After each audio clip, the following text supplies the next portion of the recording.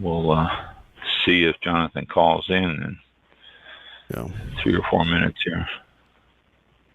Hopefully, 3. Hopefully he does. 4 would be kind of wait a minute, why isn't he calling? Wait till 1 minute till. I'll have to start going. Okay, let's see what we can talk about tonight. Yeah. Hello, Facebook, YouTube, and Twitter. Welcome aboard. If you have anything to say during the show, use that comment section down there, and we'll bring you on. Not on, but I'll when we get a break, I'll announce your question, whatever. Talk to you. Yeah. Yes, there you go. That's a quicker way of saying it. 1 minute until showtime. And we are live on Flightline. I won't be doing a show this Saturday morning. I'm going to be heading up north for Saturday morning and for an event, so I won't be able to. Oh, how far north? Bushnell. I have. Oh, okay. It's like, I don't know. It's like 4 days by horseback, I think. Oh wow! So I don't know how far it is. It's a ways up you there. Hook up the buggy and put 2 horses. And that's the time down. Mm-hmm. Yeah. Have to bring rations in the wagon and everything. So. Of course. But if you do the wagon, it's a little bit easier on the keister. Than riding a horse all the way up there. That's terrible. Yeah, it is. Yeah. Lessons learned. Your show will go live in 5 seconds. 4, 3, 2, 1. Blog Talk Radio. Blog Talk Radio. Here we go. This is All About Wine, the talk show dedicated to the wine industry since 2009. Featuring winemaker, cellar master, vineyardist, and tasting expert, Ron. Basically what we're trying to do on this program is just trying to educate people and trying to make wine less confusing and more friendly. From coast to coast and around the world. We really have had some neat people on the program. I love that. Post your questions and comments during the live show on our Facebook page at www.facebook.com/allaboutwinebtr. Again, that's www.facebook.com/allaboutwinebtr. And now, All About Wine is on. All About Wine. Here's Ron.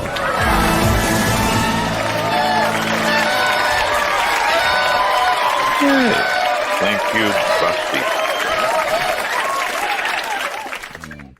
There we are. All right. There we are. Live everywhere. A couple of seconds delayed there. That's good. All right. Welcome to the show. It is Thursday, That's not bad. October 19th. Ta-da. It's October 19th, Thursday. 2023. We have to say the year, too. We've been on so long. We don't want people to tune into an episode on archives and get the wrong year. So we have to let them know this is 2023. So what's happening in the world that we can talk about? We have a guest tonight, but I didn't confirm him soon enough. I don't think it's my bad. If he calls in, great, because he is better man than I can get in. He's remembered and he'll call in, but I followed up not too long ago. I mean, we're talking, minutes, not hours or anything, and I haven't heard from him back yet. So hopefully Jonathan will be on top of it and call in and we can talk to him. He is an author of a book about Australian wine, how to drink Australian wine, and he's also a sommelier and all sorts of good stuff. So hopefully he'll call in. If not, then I will scramble here and we'll find some stuff to talk about and share with you today. Now, it's happened before that guests have not called in, so it's not like we are totally panicky, but it's always nice to be able to get what we advertise. But oh well. Yeah, he's got quite a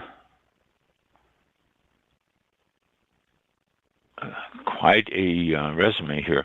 If we don't get him today, I will definitely get a hold of them, and we'll get him in a future date. So,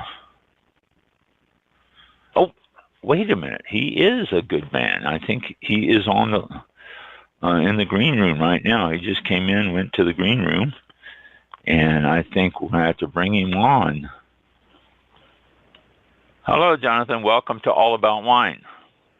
Hello. I Can you hear really, me? really appreciate the fact that you called in, because I didn't send a follow-up email to Sarah until about a half hour ago, and I usually send it, a day before and confirm your appearance, but you're very good. I appreciate you remembering and calling in and getting in touch with us. Because I appreciate that. No, Sarah had put in the notes, call a few minutes after 7, and it was 3 minutes past, and I hit send. Perfect. Yeah. So, very good. So, again, welcome to All About Wine. Glad you can join us tonight. I was just talking a little bit about really wasn't about your resume. You have quite a background. So why don't we start that way? Tell us about yourself and, where you're from and how you have progressed to the point where you are now, and your wine experience and all that good stuff. Yeah. I guess we should start at the beginning. That's good. I grew up in New Jersey. Where at New Jersey? In a town called Monroe. Just right outside New Brunswick, East Brunswick area. My parents were both public school teachers.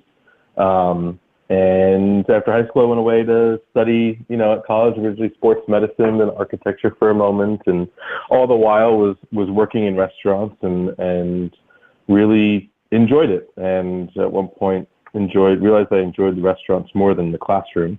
So stopped going to school and just kind of focused on that for a bit. My father was teaching at a local junior college, so I got a associate's degree in hospitality after I kind of really said, I think I was probably 22, 23, and I said, this is what I'm going to do for the rest of my life. And, was working in restaurants, bartending, serving, worked in a few kind of fun Central Jersey restaurants, a place called Trepiani in Princeton. It's no longer there. And then 2 guys in New Brunswick, New Jersey, Mark and Francis at Stage Left. And they really kind of showed me kind of the great world of wine. And shortly thereafter, I moved into New York and started working in restaurants in New York, and was fascinated by wine, but also just loved operations and kind of always saw wine as part of the whole. And early on had, some kind of junior management roles where I got to play with some wine a little bit or play with the cocktail program. And then had the opportunity to work as a sommelier, as a kind of full-time sommelier for the first time at a restaurant called Porterhouse, which was in the Time Warner Center, under Chef Michael Lamonaco, whose post before that was Windows on the World. Wow. And just absolutely loved it, and just loved running around the room and selling wine and opening wine, and it was really just a lot of fun, and was totally hooked.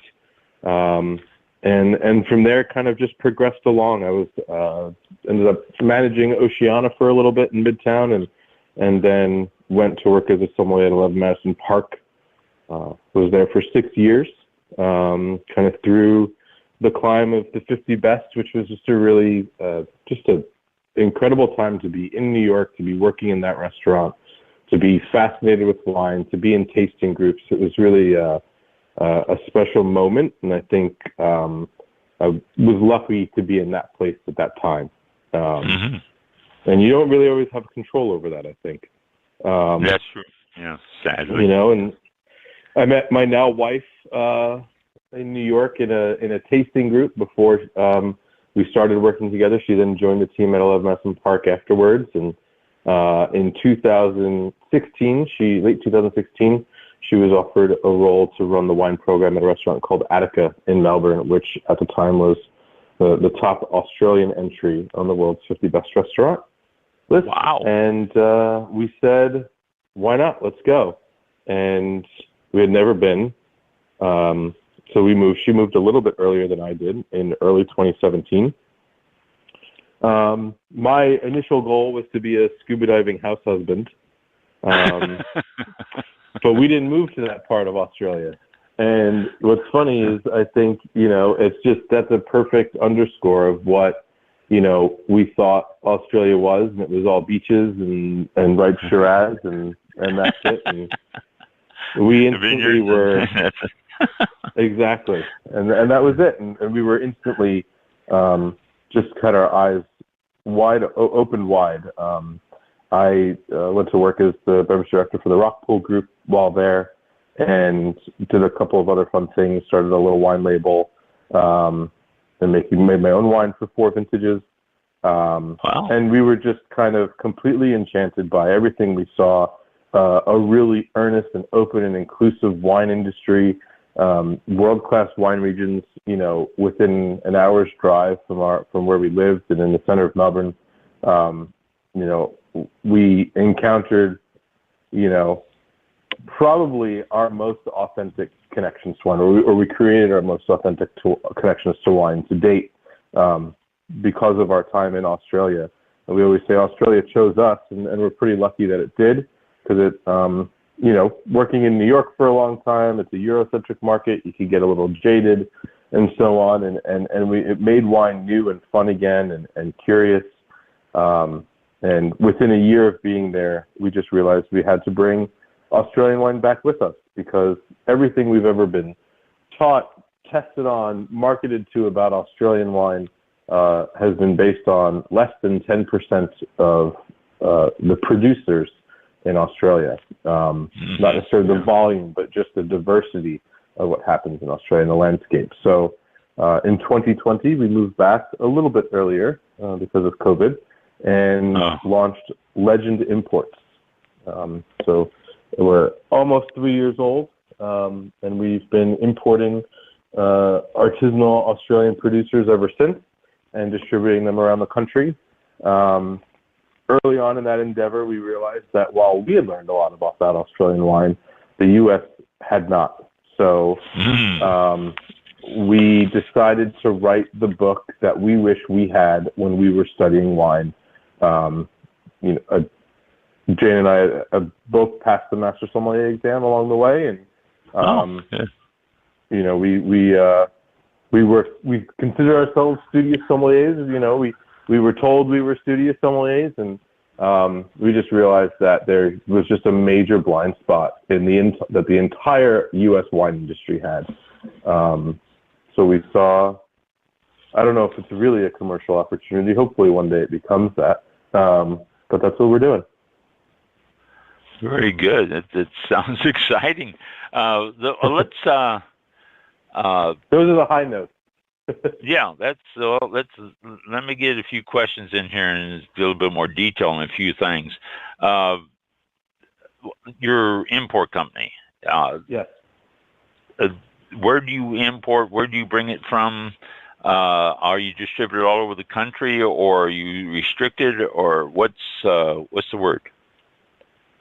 So we represent 32 different Australian wineries that are sourced from a number of regions in all of Australia's wine-producing states. And, you know, there's 65 different wine-producing regions across Australia. 65? And it's a landmass the size of the U.S. And, you know, again, there's many producers where we are the sole importer of a producer from that region, and that region could be a marquee and, you know, region for domestic consumption and on the best wine list, but you would never know it here. And we warehouse in Oakland, California. We currently distribute in 27 states. The U.S. kind of liquor laws are special and unique and different for each state. So you have to have a wholesale license for every state that you want to sell to a restaurant or retail shop. So the three-tier system, that mandates a three-tier system. So we sell to state wholesalers, and then we work with them to sell to retailers and restaurants. We always make the joke, because it's such an unknown segment of the wine industry, that we sell the wines 3 times. We have to get in distribution, then we have to go into market and help the distributors understand what is Australian wine and help them tell the stories to sell the wines. And then we go, while we're in market, we do consumer tastings at retail shops and wine dinners at restaurants, and just to really kind of spread the gospel. So Jane currently is in Virginia.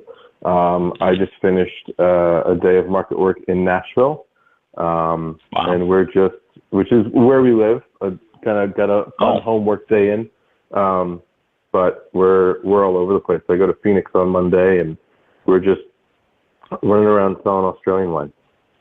Wow. Do you sell to Florida? We do. Florida is a very difficult market, and distribution is quite consolidated there. It absolutely is. Oh, wow. Because Florida usually, whenever I talk to wineries, and I've talked to a bunch of them over the years, Florida is usually a market that almost everybody ships to and everybody's in. That is strange for you to say that. Well, you just named the number one problem. Everyone's there. And everyone has their own preconceived notions about Australia. So we have distribution there.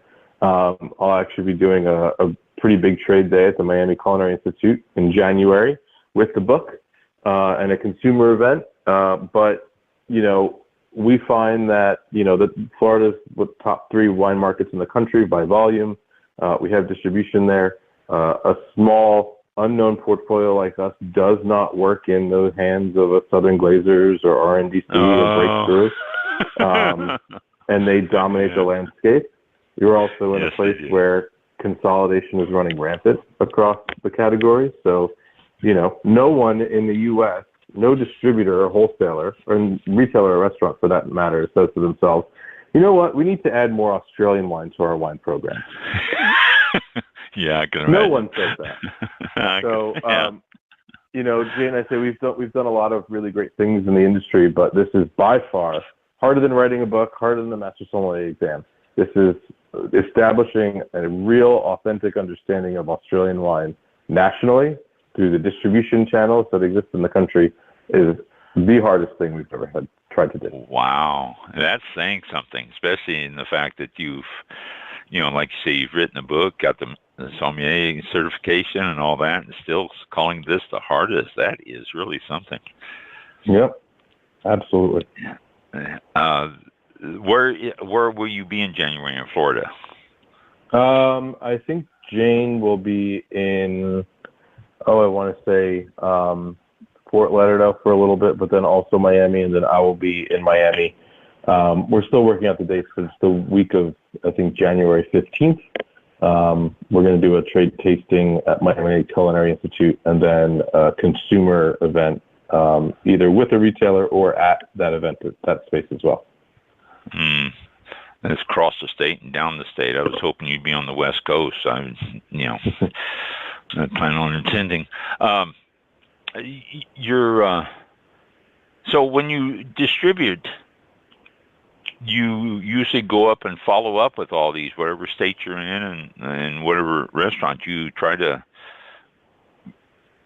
get your presence there and tell them the story and promote it yourself, or do you have people working for you that are doing that, or is that just a 2-person job that you've been stuck with? So you have wholesalers and distributors in each state, and they have a sales force. Right. And that sales force is only, that you hand that sales force a bottle of Sancerre to go sell. They know it's made out of Sauvignon Blanc and no Similar Valley. You hand that sales rep a bottle of Chardonnay from a place called Geelong, and they have no idea where it is, no idea what it's supposed to taste like, no idea of the qualities of those places, and that's not their fault. No, it's to be overly critical. It's various educational bodies in the U.S. that tout their excellence fault, but I think that's another conversation. We see the burden of education on our shoulders first. If you think of what German wine in the U.S. was before Terry Thies was involved, or Spanish and Portuguese wine before Ole and Obrigado was, or French wine before Kermit Lynch. We hope to think that one day we can establish Australian wine as well as those countries and play as significant a role in their establishment as someone like a Kermit Lynch or Terry Thies. And it takes time, it takes being on the road, it takes being in front of people, telling firsthand stories about a place that's on the other side of the world. Right. There's no other way to do it. So it is just Jane and I. We use a good bit of support from a company called USA Wine West, who's been in the import and distribution game for a very long time. They manage our compliance and help us with, our sea freight and do a lot of our billing and really manage a lot of those relationships and things for us, for a fee, of course. But the only two people that work for Legend are its proprietors, me and Jane. And then, like I said, we spend a ton of time on the road, in different markets. So, and that's what gets it done. Wow. I can understand that being a handful. You said something there that it caught my ear. You said something that people don't know about Australian wines. And I think most people would say, oh, yeah, we do.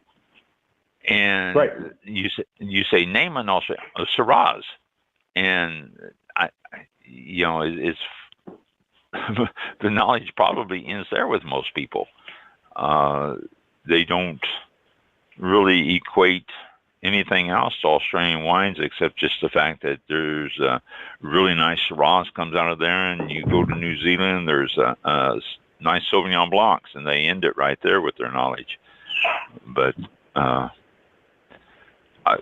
which opens me up to the question, what are some stuff about Australian wines that we need to know? What are some things that people out there need to know more about Australian wines? And you said the regions and everything else. It's, I'll let you explain all that.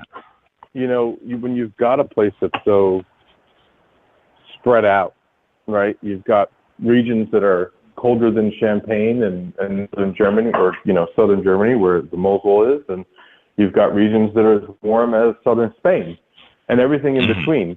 So because of that, Australia, and because Australia has been really a place of innovation for a very long time in the wine industry and in agriculture in general, you have probably the most diverse set of grapes one country can have. There's more Italian grapes planted than anywhere outside of Italy.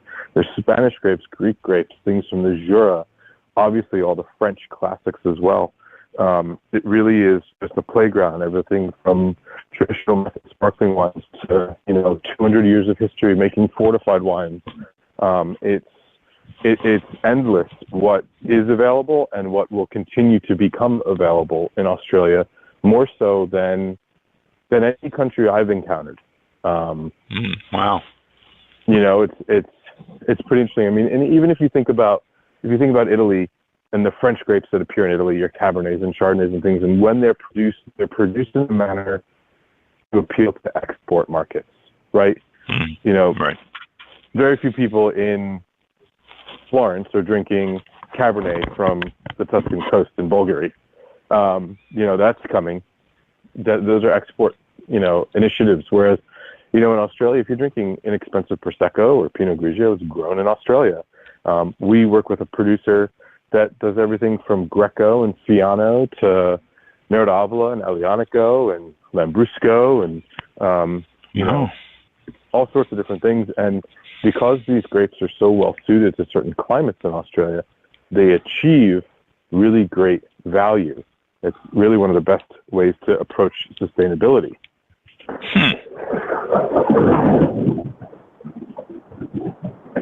You fall over? No, that's a good old Nashville, Tennessee thunderstorm rolling through. Oh, really? So if we lose you, then it's the storm. Okay. Yes, sir. You mentioned getting the grapes from everywhere. I'm just curious. I've been talking over the last couple of months to people about Native American grapes. Does Australia have any native grapes? No. The Vitis labrusca, Scuppernong, Catawba, all those things they're native to the U.S. or native to the U.S. The grapevine was brought to Australia at the time of colonization in the 1780s, along with other systems of European agriculture like sheep, grazing and wheat farming and things as well. But in Australia, there was no phylloxera. So these grapes were able to establish themselves. And what's interesting is everywhere you have your original colonies, the vine went into the ground and was the original source of alcohol, of fermented beverage, as it always has been everywhere else, because it's the only thing that doesn't take any energy, heat, or electricity or anything to create the finished product. You just pick it and it will be. So the oldest vineyards in Australia, or the original vineyards today, are where the city centers are now. So wine culture has progressed with European culture on the same arc in Australia and places like New Zealand, South Africa, South America. The U.S., because phylloxera lives here, and made, not going to go into what's under. And because it was the Native American grapes were here, you had a different species that was thriving, but it wasn't the vine that domesticates in a similar manner as Vitis vinifera. So it's interesting. There are no native grapes in Australia. There are traditions of fermenting different beverages that go back tens of thousands of years, but not grapes. Different fruits, native fruits, saps from different eucalyptus trees and so on, but not wine grapes. Oh, that's interesting. So the growing in Australia is just basically the last couple of 100 years. Yeah, and same as the US. They've expanded all those areas in that period of time. You mentioned that you're importing from a smaller boutique wineries. It seems that a lot of those small wineries can sell all of their wine to Australia, to local places. Are they producing enough for you to get your distribution and be able to keep ahead of it here in the States? Yes, sir. Absolutely. Because I think a mid-sized producer, right? I mean, a small producer or smallish producer is producing 10,000 cases, 12,000 cases of wine, right? That's not a lot of wine. You see 12,000 bottles of, you see probably of, some of the most expensive Burgundy being produced. Lafite would make hundreds of thousands of bottles. So it's not we have a number of small producers that will only take a few pallets a year from, and that's it. And then we have some other mid-sized producers where we can take a few thousand cases a year. But the extremely large producers that make wine and send it, they're already sending it to us because they're owned by Treasury or Accolade or Constellation. Those producers are here. That's what we've learned Australia on. It's like Bonfi is in the U.S., Santa Margarita is in the U.S., but so are Brunello producers that make 2,000 cases a year. And that same combination can exist in the U.S. for Australia, but historically it's only been your Santa Margaritas and Bonfis. And Santa Margharita is a perfect example. You can't buy Santa Margharita Pinot Grigio in Italy unless you're across the street from the Vatican or in the airport, in the most touristed places. And that goes for Molly Duker, 19 Crimes in Australia. You can't buy those wines there. They're made for export. Okay, and these are the ones that people know. Every country does it to each other. We all do it to each other. Just like, I mean, Santa Margarita is a perfect example. Yeah. Well, and a lot of times too, what I'm thinking about is I've talked, like, say, wineries around the country, and there's certain states don't produce enough wine to fulfill the needs within that state. That's why it's hard to find, like, certain Texas wines anywhere but Texas, or certain Pennsylvania wines or Ohio wines, because whatever they make there is just enough to sell there, and you don't have enough. I think that a lot of those states don't necessarily have those industries maybe are not as, I don't want to say, they're not necessarily performing on the level that would, warrant national distribution. I've had some exceptional wines from those states, but I don't think that the great ones are not representative of the general quality level. They're actually the best quality. Whereas, we represent 32 producers from Australia. I'd go back and get 60 more today. I have a list, but I just don't have the demand here yet because no one knows it exists. So when I say all these different regions across Australia, I mean regions that compete with Burgundy, that compete with Tuscany, that compete with the Northern Rhone on quality and value, where I don't think Texas is competing with Burgundy or the Rhone on quality and value. No, I have to agree with that. And I know that's subjective, but I guess Jane and I have bet our livelihoods and our house, literally, on that statement. I understand that. I have to ask and talk about the weather and how it's affecting the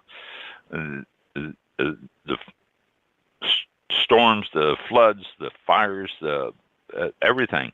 How has it been affecting the grapes in Australia and different regions and the quality and all that? I think it's a great way to answer that is to kind of, you said different regions, and I think that the first thing for us to think about with Australia is that it is the size of the U.S. When there's fires in California, the Finger Lakes of New York don't suffer.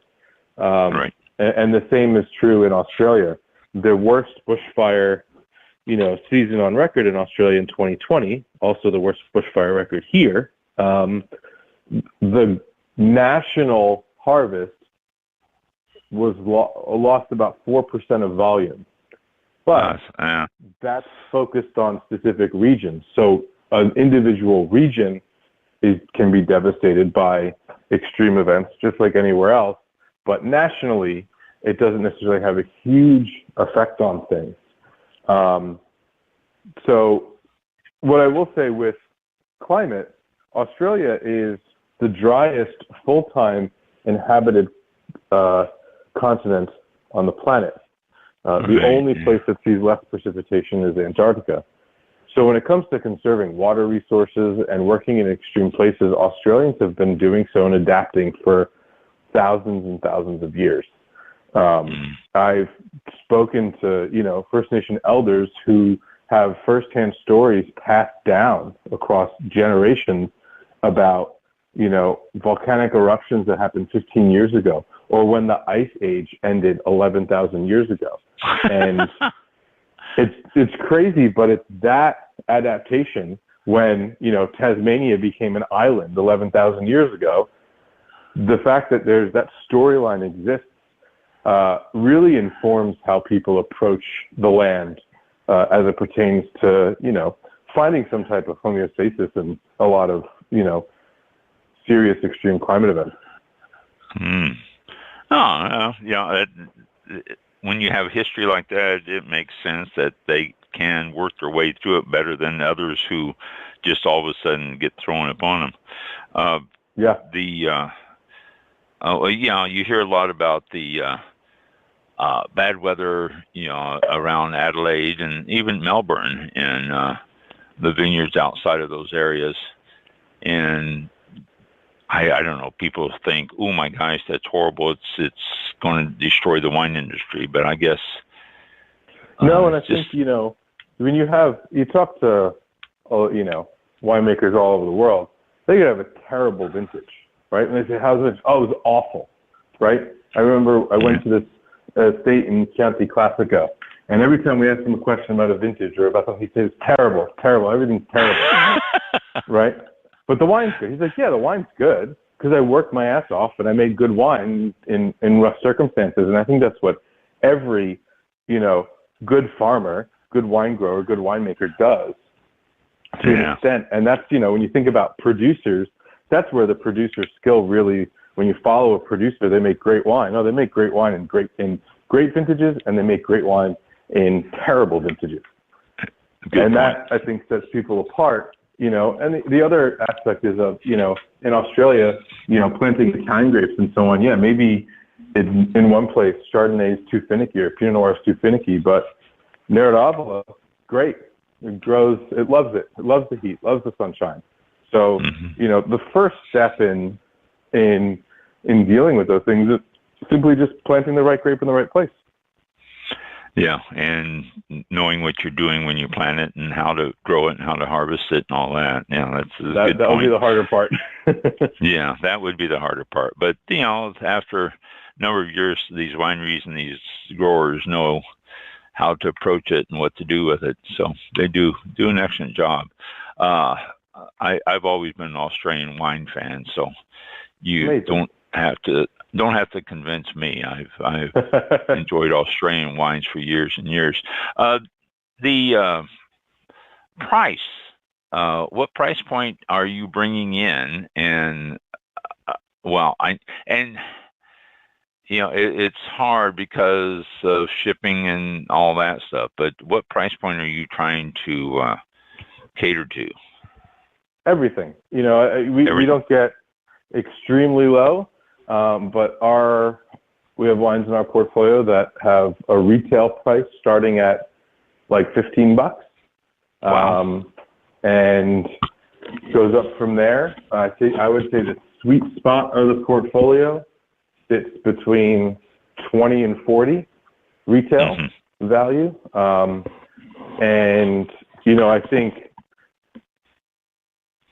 it's our viewpoint that Australian wine should be a major category, not a minor category. So it can perform well in all those price points. You put it next to it, this one Cabernet we bring in called Sunspell. You bring in, it's $15 a bottle retail. You put it next to another $15 bottle of Cabernet. And I mean, again, we're biased. We think it outperforms. You put a $35 Chardonnay in our portfolio next to a $35 bottle of Chardonnay from France or California, and we think the wines just outperform. There's really just a lot of know-how, and there's a real cultural currency and value placed on creating things of value. There's the old adage in the wine industry, you make things say, oh, what can I charge for this? And I think in Australia, there's the mentality of what do I have to charge for this? And I think that really affects the end price in a positive way. That makes a big difference. One thing I noticed about Australian wines, and this is just what I've found over the years, that their Chardonnays tend to be not heavily oaked. They tend to be representative of the Chardonnay grape a little bit more. So same thing with most of the wines I have found over the years from Australia. They tend to be good representation of the flavors and qualities of the grape and not manipulated by oak and other stuff. Am I off base on that? I would agree with that. I think that, they're skilled at making a wide variety of styles, right? So they can make a bigger, fuller style of Chardonnay or Cabernet, but I would say maybe the general approach is to create wines that speak to place and speak to grape, exactly like you said.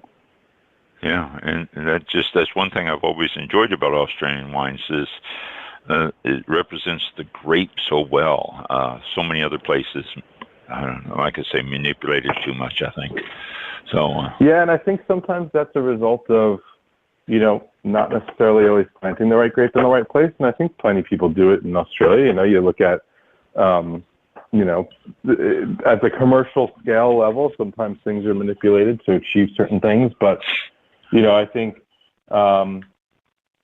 you also see there's that like faux luxury that happens in the wine industry, right? You take really cheap fruit, you flavor it and color it and try and make it look like a really expensive Napa cab, but it's really just a cheap cab from all over the California and has 24% Merlot in it, and that's just not a common approach taken in Australia.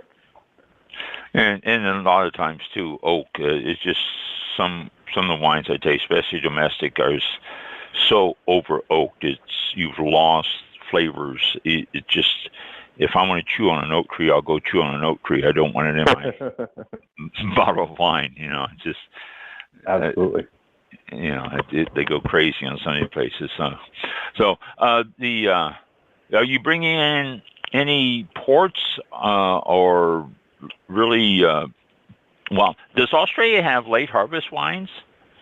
Yeah, so we probably bring in the most storied fortified wine there is, and not just in Australia. So we work with a producer named Seppeltsfield, which started their winery in 1851, the Seppelt family. In 1878, Benno Seppelt decided to put 2 1,000-liter barrels aside of his 1878 fortified tawny or port, not to be touched until 1978. And it was released in 1978, and they've done that ever since. So we currently have the 1923 available. That is our most expensive bottle. It retails for $1,600. But it is 100% fruit from 1923, never topped up. So 100 years. It spends all 100 years in barrel, and it's a state-owned fruit. So when you think of things like Madeira that are aged really long, usually the fruit source is not the vinifier and the bottler. It's usually fruits bought from other farmers. Usually it's bottled into glass demijohns, and or it's bottled after 40 years in barrel at most. Vintage port is taken out of barrel pretty quickly. So it's a pretty unique thing, but we also bring in more approachable price point fortifieds from them, tawnies and what they call a para or sherries. But then if you've ever had Rutherglen Muscat before, that's a very classic fortified wine. That's, you can also find 100-year-old examples of that coming out of the region. And that's another fortified sweet wine. There's also, more kind of dessert wines where they're not using alcohol to stop fermentation. So it gets alcoholic. They're using, refrigeration and sulfur, which is how most sweet wines are stopped. They stop fermentation. So yeah, they're doing all sorts of different things. The sweet wine case to palate was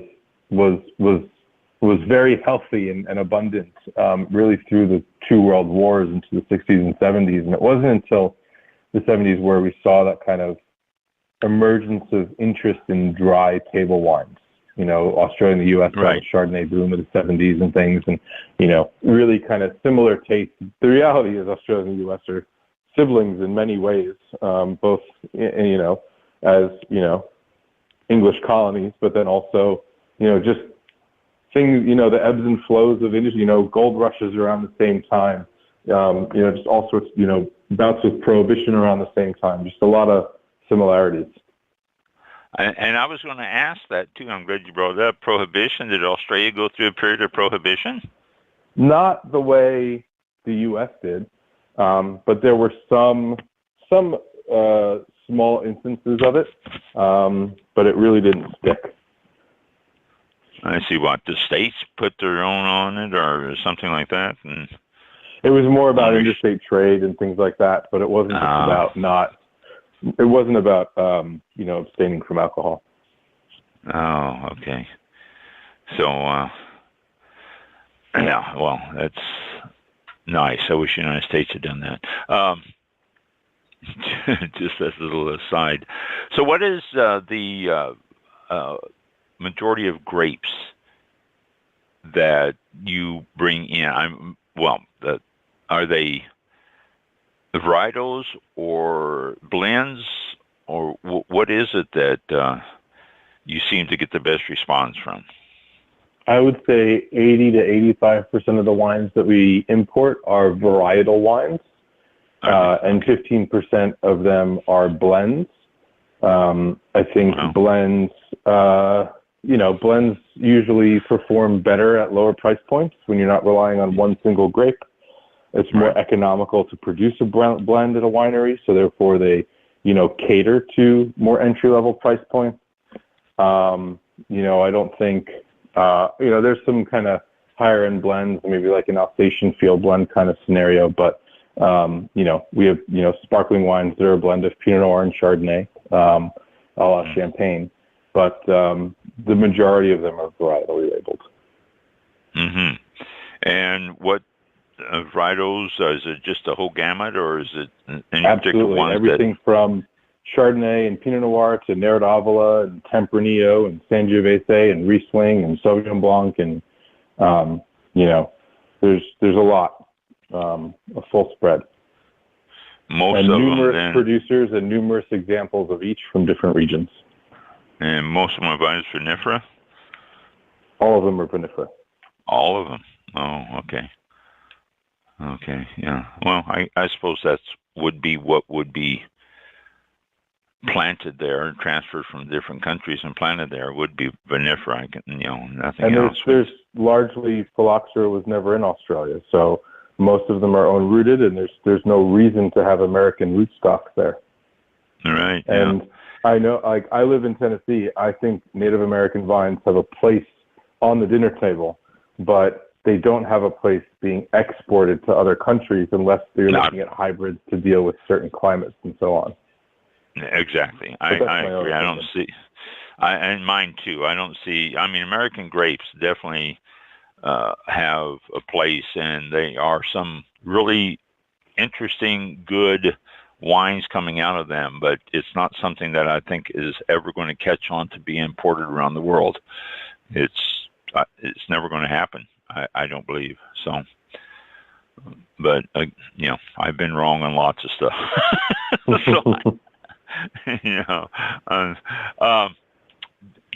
see. I know what I was going to ask. Australia is noted, a lot of their wineries are noted to be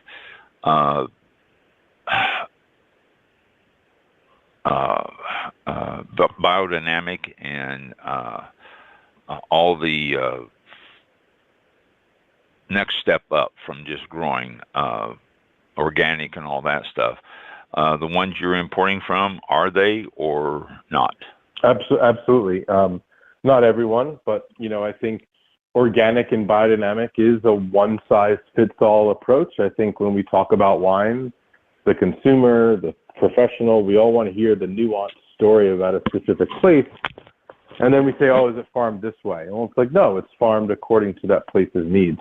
So we have producers that were once certified organic and eschewed the organic certification to, farm in a way that's more specific to their land, that yields better wine and costs less.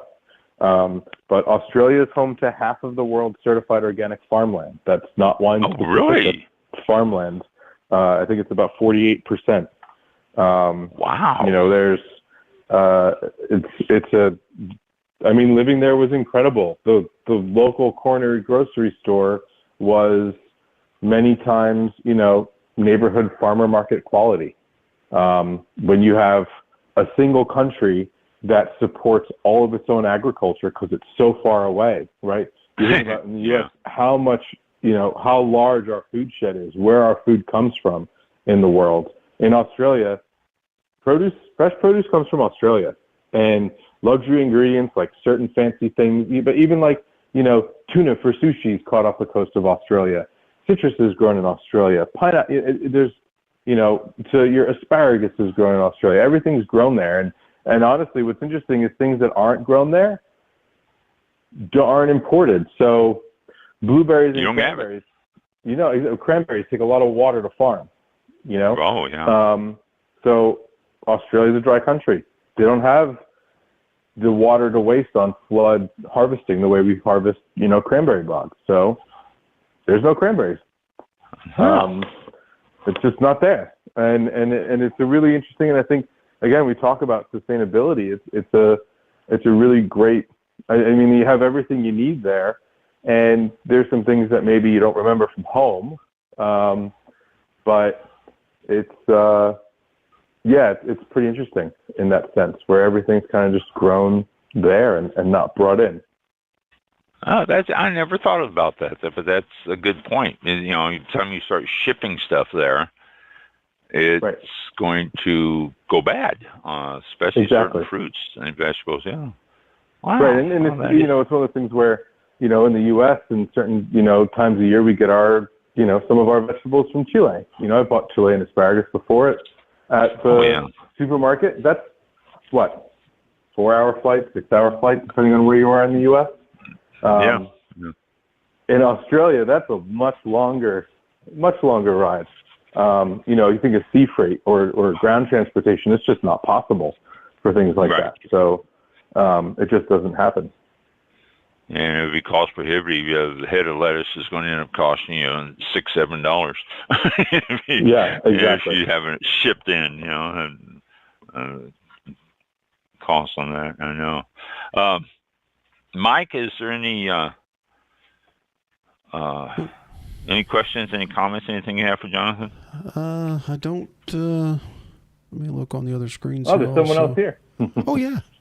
Yeah, Mike is my co-host. He sort of sits in the background and answers and any questions that come through the line and tweets throughout the program, stuff you say. And is it still called a tweet? He's busy in the background. Is it still called a tweet? I don't know if they changed that. That's true. They may have changed that. He X's. There you go, X's. Yeah. No, just checking social media. I don't see anything there. Chat. No, I'm good so far. I appreciate it. Thank you. It's very interesting. We get to talk about another country and everything there. It's cool. Yeah, we in fact we had a person on from Australia, female grower, and I say grower. What else did she do? I know she was a grower, but she was up by Brisbane, and she was on the show with us a few years back, and talking about Australian wines and the growing and all that. That was very interesting. So we've had the opportunity to highlight Australia a few times, and hopefully we will continue to do so. I think just going by memory, strictly by memory, I think this was back in 2013. Sonia from Queensland, Australia. Sustainable viticulture. So, yeah. I think it was. Yeah, she's just north of Brisbane in that area there. Yeah. 2013. So, yeah, it's 2013, 10 years ago. Wow. That's a good memory. Yeah. His memory is questionable. I'm sorry, amazing. Amazing. Sure. Okay.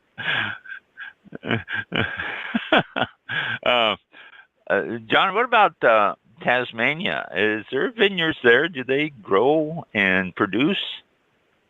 Tasmania is an exceptional place to grow and produce wine. It's actually the site of the first commercial sale of wine in Australia. It happened in 1823.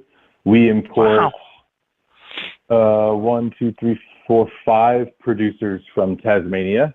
It's a place that's gained notoriety and produces exceptional champagne-style wines. The champagne house Louis Roederer was the first international estate to invest there. But, everything from, great Riesling to savory styles of Pinot Noir and beyond are grown there. Seems like it might be a short growing season, pretty cold there, though. It actually makes it a long growing season. Really? So it's drier. So far it's nice and south. dry there. It's so far south, but it doesn't freeze because you're an island. So you don't have snow and you get a lot of sunshine. So we have a producer in Tasmania. Our Tasmanian producers start harvest when most people on the mainland have finished. Oh, wow. So they're picking April through June, which is like picking, June is, if they're in June, they're not picking it. But April, May is the sweet spot of their harvest, which is October, November here. Yeah, that's... For sparkling, they'll pick off earlier because they'll pick a little less ripe, end of March. But, their springtime is springtime. I'm trying to think, right now it's... April. Yeah, April. See what temperature Hobart is. Springtime. It is 62 degrees today. Oh.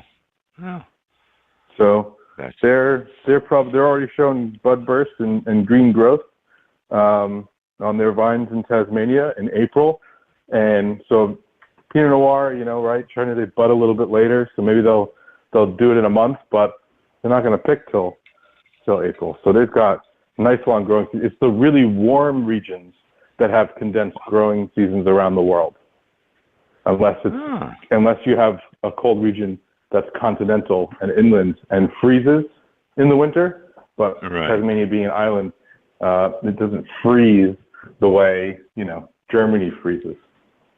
I would have honestly pictured Tasmania as being a lot colder than what you just described because of... It is quite cold. It just doesn't freeze. It's colder than Champagne.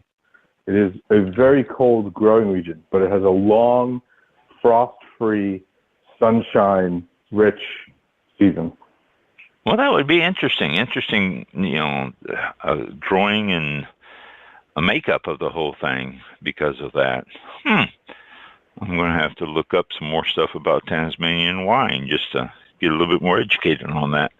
Do you import from all around the country? I mean, is there vineyards like northern Australia, Northern Territory, you're getting tropical there. Is it really that tropical? Absolutely. Okay. Yeah, it's too tropical. You're growing pineapples and mangoes up there. Okay. Obviously I've never been to Australia, not for lack of wanting to, just never have been there, So I guess north of Brisbane you're looking at probably the limit of your wine growing regions there in Australia. Absolutely. Yeah, you can't really go much further north of that, but north of that is the Gold Coast and the Great Barrier Reef. So it turns tropical. It's like trying to go wine in Cancun. Yeah, in Cancun. Yeah, that's we grow grapes down here, but yeah. Okay. And then I'm familiar with Melbourne, Sydney, Brisbane, Adelaide. How about on over the western part of the continent, Perth, that area? Yeah, we work with wines from outside Perth. We work with wines from Margaret River. So Western Australia is a really fantastic source. Oh, is it? Really? Wow. Like I say, you hear about the big areas, Adelaide, Melbourne, and Sydney, Brisbane, but not so much about Perth in that area there.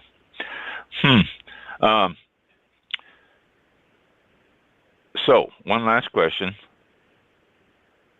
Distribution and all that. If people are looking for what you're distributing, what is a key to look for in your Australian wines? The key, our portfolio is called Legend Import. So if it says the word Legend on the back label, it's one of ours. Okay. Okay. But as far as, the key, I would say, I think there's a world of wines that people have not tried. So I would try Australian wine in general. And I think the reason why we were able to join the show was the book that we wrote called How to Drink Australian that came out in September. Oh my, I'm slipped up on that too. I am very sorry. I was going good. to have you tell us a little bit about the book and how it can be ordered. Tell us about the book. What so Jane and I write spent, the book? selling Australian wine and realizing that we needed to share the story and write a book that we thought did so both for the trade, for the professional, but also did so with an inviting narrative to make it very consumer friendly. It's called How to Drink Australian. You can go to howtodrinkaustralian.com to get a signed copy from us. If you go to bookshop.org, it will essentially source books like Amazon, but from independent bookshops. IndieBound will also give you a list of bookshops in your area. You can order it through if they're not already stocking it. And of course, you can always buy it through Amazon. The book is around. It's about just under 500 pages, all original maps, about a lot of really striking photography, 2 artists commissioned to do original artwork for it. It's entered into all the awards runnings this year, so hopefully we, get some love. But it was a 2.5-year project that is finally out in the world, and we couldn't be happier with it. No, see, it was just came out last month. I think last you month. said something. Yeah. Is it? Well, then it's not a textbook then per se. It's tells about Australian wines and the regions and all that good stuff. Then just an educational book. Absolutely. Okay. Very good. Very good. So it's again How to Drink Australian Wines, an essential modern wine book. And so I'll be on there. And again, if you want a signed copy from John and Jane, or just one of you, I don't know who signs it. How to drink we'll both sign it. You'll both sign it. Okay, there you go. Of course. How to Drink Australian.com. And they'll you can order it through them and get a signed copy from them. I'll have to do that. So any other last thoughts here? Before we say goodnight to you? I think one thing that has always, or I guess at least recently, motivated what I look for to drink and so on is everyone's always looking for a great value in the bottle of wine. And if you drink the thing that everyone else is drinking, you're getting the worst value. Go out and be curious and drink something you haven't drank before, and build a relationship with a local wine shop, and they'll sort you out. Always.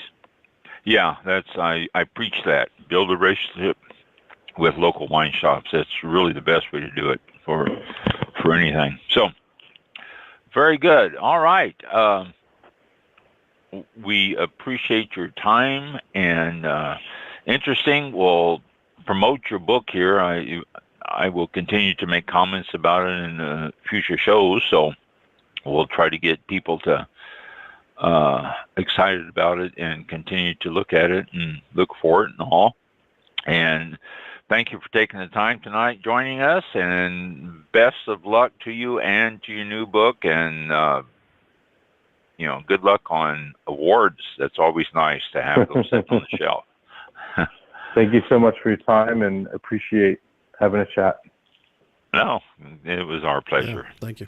Thank you. Very cool. Thanks, guys. Take care. Thanks. You too. You too now. I just took a sip of wine and almost choked. I can barely talk. That's not good. No. Excuse me. That was fun. Australian wines. I've always enjoyed Australian wines. I've drank Australian wines for years, and I've always looked for new ones and all that. Some very disappointed, some extremely happy with, and the price point's always been good too. I usually get right around the $20 price range, and I've always been pleasantly surprised with most of them. Couple of quick comments. This is out of Wine Spectator, the newest issue. There are Palm Beach Food and Wine Festivals coming up on Sunday, December the 10th. That is in a month and a half. It's from 2 to 6, Palm Beach County Convention Center.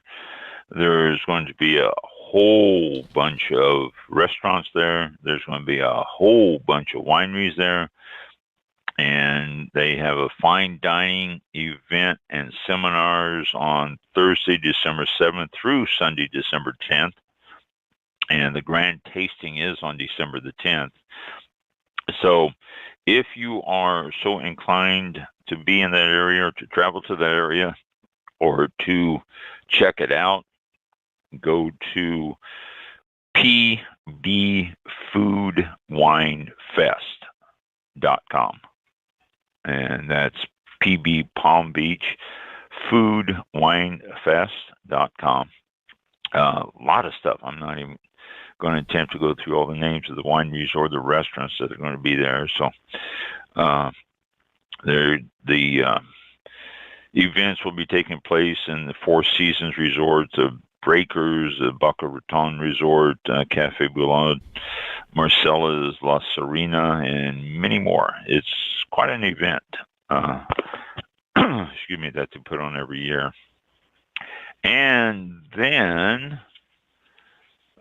the Whiskey Fest is coming to a couple places around the country. New York City on November the 9th and Las Vegas on December the 2nd. And those are, that's a pretty big thing. If you're a whiskey fan, Wine Spectator magazine also has a sister magazine called Whiskey Advocate, and that is your website, whiskeyadvocate.com/whiskeyfest, F-E-S-T. And they're going to have whiskeys from all over the world, all sorts of types of whiskeys. And it says whiskey seminars, first come, first served basis, but they're all included in the ticket. Buffet all evening. And you also get a Whiskey Fest canvas tote bag, a Glencairn crystal nosing glass, and a 1-year subscription to Whiskey Advocate magazine. So quite a bit's included in the ticket. So check it out at whiskeyadvocate.com/whiskeyfest. Sounds, if New York City or Las Vegas weren't so far away, I wouldn't mind attending something like that. Early bird ticket specials are now too, so if you order early, you can get it. But if you're traveling in New York or live in that area or in Las Vegas, November 9th, New York, December 2nd, Las Vegas. So I wanted to share those with you tonight. And I think that's it. Okay. Now, don't forget to check out the book, though. It's again, How to Drink Australian. Call now. An essential modern wine book, or go to howtodrinkaustralian.com to get a signed copy of it. And it sounds like a cool book. I mean, it's not just this region here. These are the wines that grow there, and these are the vineyards, and that's it. And then we go to this region. From what he said, pictures and maps and all sorts of stuff. It sounds like a pretty interesting book. So check it out. Definitely. And we're done for the evening. Okay. It is 8:00. Okay. Different monitor. 8:07 p.m. Eastern Time on October 19th, and we will be back next Thursday, the 26th of October at 7 p.m. Eastern Time.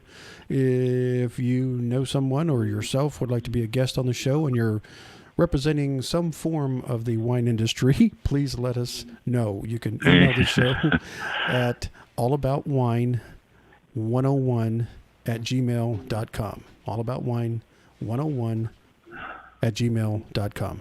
Those are the numbers, 101. Keep that in mind. Otherwise, you go all about wine, ONEZERO. No. Yeah. The letter O or something. Or IOI. No. Yeah. Yes. Yeah. So email and let us know you want to be on the show, and that goes to Ron, and he'll get some more information. And who knows, you might be on the show at a future time. Forward now. Yes. Yeah, a guest. Oh, what did I say? And yeah. Don't forget, Oh. flightlineradio.com. Oh. Continuously streaming. Yeah. 24/7. They have all sorts of different musics and stuff popping up on there. Mike usually is on live Saturday mornings from 7 to 9, but he is not going to be on this week, so you'll miss him this week. But he's on usually every Saturday. Yeah, really. That's sad. But he'll be on next week. Also, though, on Saturdays at noon, replay of this show. That's right. And if you ever miss the show, always tune in Saturdays at noon. Yep. And Mondays at 7. It switched to Wednesdays at 6. It switched to Wednesdays. I wrote to Phil and to Cap. You're talking about 1st and 15th. I said it's a lot easier just to remember. It's going to be on at 7 a.m. Wednesday, 7 p.m. Wednesday evening Eastern time. Because this Monday, that is easier. Yeah, and I've been listening to it on the way to work, and it's just having a blast. It's the stuff they talk about and bring up. It's funny. It is. It's a good show.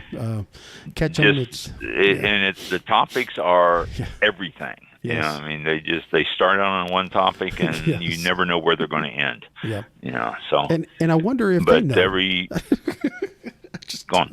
I just wonder if they know where it's going, because it's just. But they don't. No, they don't. They don't. Yeah, they have no idea. No, they amazing. Don't. Wow. I talk to these guys every week, and they have no idea where it's going.